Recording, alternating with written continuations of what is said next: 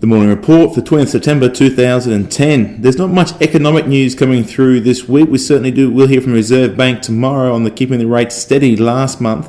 And I expect to see we will possibly lead towards rates increasing in the next month or two. Certainly inflation is moving ahead slightly and our economy is picking back up. So it would make sense for the Reserve Bank to start just chipping those rates up a little bit over the coming months. So we'll hear more about that tomorrow. The US market was fairly flat over the weekend. The Nasdaq did make a bit of a rally, up 0.5% to close at 2,316. The Dow Jones and the S&P 500 were sitting at up 0.1%, so basically flat for the weekend.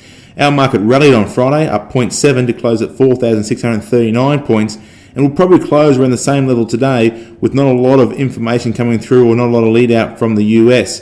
The FTSE was down 0.6 to close at 5,508 points. The gold price was steady, closing at $1,277 an ounce.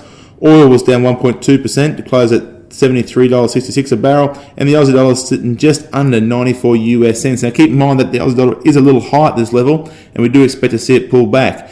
The big news of the day, however, is QR National. This is the float of Queensland Rail, or at least the coal tracks, out to the public. Now this is starting to kick off, and certainly we're now in the marketing phase, and you'll start seeing a lot of newspaper articles, a lot of stuff on the press, the media, the television. Certainly our dealer group is starting to send out a lot of information about it. But be a little bit careful on this one. We haven't seen any details or figures on the float yet, nor do we know what the PE, return on equity, or the price is going to be set out. We don't know what the dividend is going to be either. So at this point in time, that information won't be released until the 10th of October. So please don't make up your mind on this float until we know the financial details. Once we get that, we'll send it out to you, have a sticky beat. This is a big float. It'll be the biggest float we've seen in the marketplace for 2-3 years, and certainly be by far the largest float this year. So a lot of corporate departments from a lot of different financial planning and stockbroking firms out there looking for the big fees. So be a little bit careful on this one, especially if you're a mum and pa investor.